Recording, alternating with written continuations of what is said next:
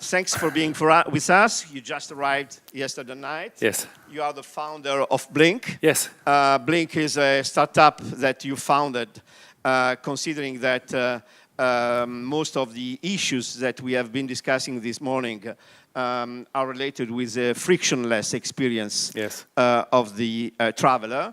And the idea, the strategic idea that you have developed with your startup is to help the traveler to be right direct if he loses a connection, if his connection is late. And the objective of your startup is to make all what is possible to bring the traveler to the final destination who he likes to land or to arrive at. And you have, of course, done this idea, developed this idea using the best technology and the best breed technologies available. And because of that, I would like to understand how you see the technology evolution in the ecosystem of the traveling, and how technology can help the development of a frictionless experience and of a new way of doing business in that ecosystem. So what's your view about that? Sure, thanks for inviting us here. So our view about the experience for the digital or the traveler, and if you look, we look outside the travel industry as well, and basically people want invisible services. So our view is there will be no applications anymore. The days of having 17 apps on your phone when you travel will be gone. There'll be no physical barriers in airports.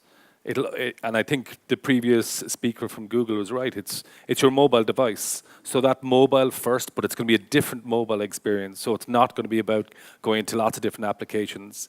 It's more of a conversation between the customer. So you have so much data on that mobile device of what people are doing, where they're going, what they're searching. It's a payment platform as well. So that's a really rich, interesting area. So I think it's all about that invisible services. And we look at Amazon, and Amazon are such an incredible company. And they've come out now, and you can walk into an Amazon store in Seattle, buy your groceries, and walk out again. That's it. That's all you do. So no queuing anymore. So it's all frictionless because people are so busy. So that's our long-term view. And I think, I would challenge people in the travel industry. The fintech has evolved quite a lot, and insurance technology is just starting. So insurance is usually the death knell of any dinner party I'm at. People get completely bored really, really quickly, because it hasn't changed a huge amount. But with technology, what is changing is the regulators are changing. We were the first company in the world, InsurTech, to work with a regulator on a innovative product in the UK called a sandbox program. And the underwriters, Munich Re is our partner, they have trillions of dollars of capital, and they're looking for innovative solutions. So if you look at that Google presentation, it's about moments.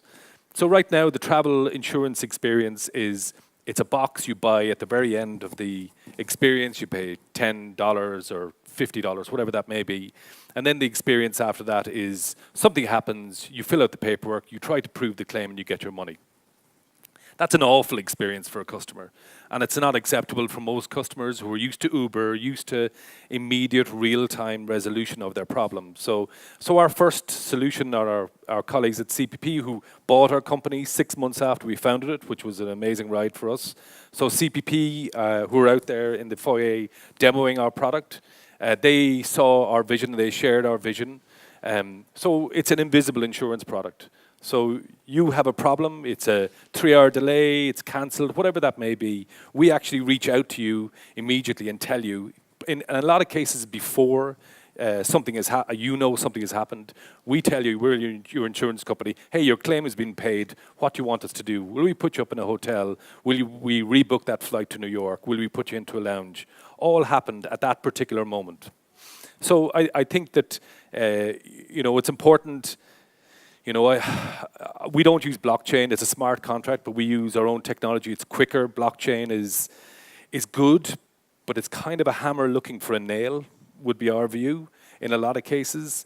A big banking platform Corda spent $60 million on blockchain, and then about 3 years later, they came out and said, well, we could do what we could do, but we could do it without blockchain. That took $60 million and 3 years.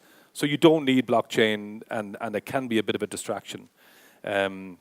So it's kind of, for us, it's about where you want to get to in 2 and 3 years' time. And any travel industry people we talk to, it's about finding out where you want to get to as a company, as an organization, and getting inspiration from, I mean, travel has done a huge amount over the last 10, 15 years, and most industries look to travel and say they're the ones that have innovated a huge amount, where like insurance, which is my industry, incredibly slow. Retail has been, offline has been slow.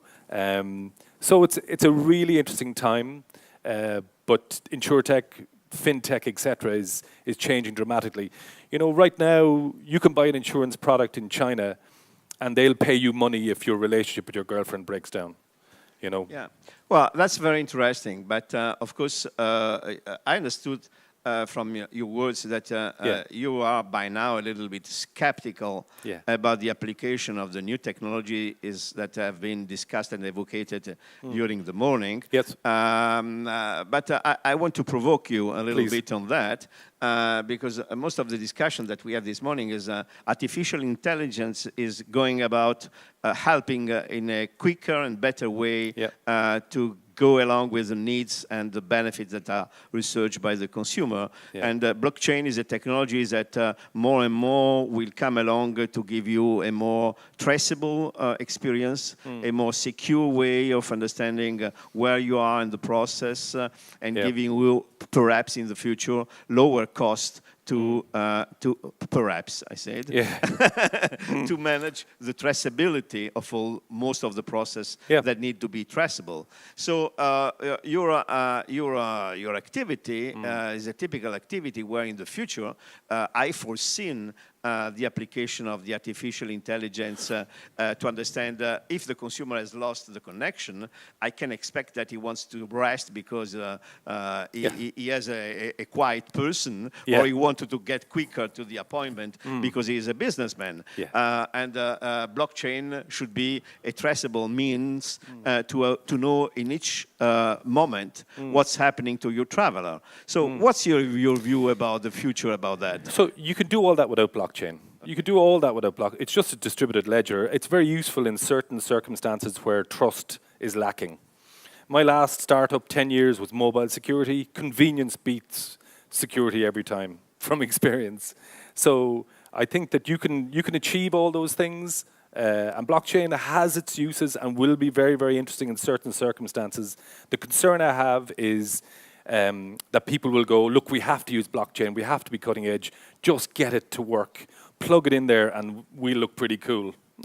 That's not how I think you should approach it. You'd start with what the customer experience is and then go, what's the simplest way and the easiest way and the low-cost way of implementing that solution. Artificial intelligence is, right now, we're quite a long way away from real artificial intelligence would be my view. I think it's enhanced algorithms, very important.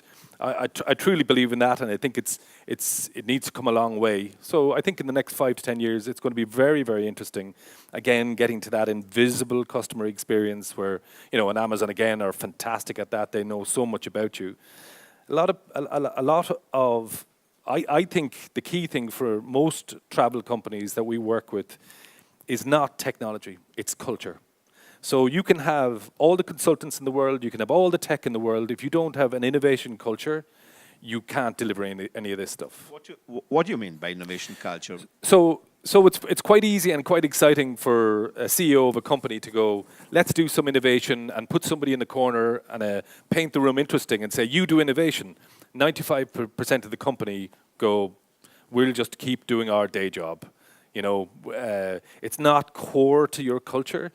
And if you see so many of those innovation units don't work, they simply don't work because the culture is wrong. So it's ripping out all the old ways of thinking to actually make serious, because people don't like change. Nobody likes change, but trying to change the culture. So you can have all the tools that you want in the world, but if you don't have a culture of change and innovation, doesn't matter what tech you have or who's trying to sell you what, you will never, and I think in the travel industry, and I talk to a lot of insurance guys, you look at the really large companies who are still managing to innovate at pace, and again, Amazon are one, or Google or another, where it's constant innovation. And then you look at, other large organizations, and you look at Airbnb, the travel industry needs to go, well, why didn't we do that? It's a multi-billion-dollar business right now. And Uber, why didn't we do that? So from a travel point of view, it's constantly challenging. And that cultural piece is, in my mind, there's enough tech there. There's a lot of new tech coming, which is great. It's irrelevant if you don't have the culture. So what you're saying that you need to use the right technology for the right culture, for the right moment in which you're in. Absolutely. Okay. Do you want to add something to those issues in terms of how you see the future from that point of view? Yeah. So my view is, a traveler isn't a traveler. A traveler is a consumer, is a person. They're buying a car. They're going to work. They then travel, and they expect the same level of service and that invisible service throughout their whole life. I think, as I said at the start, the apps, my last company with millions of applications, I think that's going to be outdated very, very soon. It's all going to be conversational. And you look to China, where it's very interesting, say WeChat. Everybody does everything on WeChat. Really, really interesting what they do, and a huge engagement. So that's basically PayPal and Facebook and WhatsApp and Instagram all in the one application. But it's very much a conversation. It's that kind of commercial conversation. So you can have, the future will be when you're talking to your friend, I'm thinking of going to New York for the weekend, immediately they go, by the way, the best price for that date that you mentioned is $99. People will love that. People will also say, well, what about security? I guarantee you people will take a convenient life more than their privacy. The younger generation, they share everything. So I think it's getting a wider view of your customer as opposed to defining them as purely a traveler. Okay. Well, thanks a lot. It has been a very good experience, and I thanks for sharing your views. Okay. And I hope that you will have the best from your growth. Okay. Thank you very much. Thanks a lot, Bob. Thank you. Thanks, Roberto. Bye-bye. Thank you. Thanks.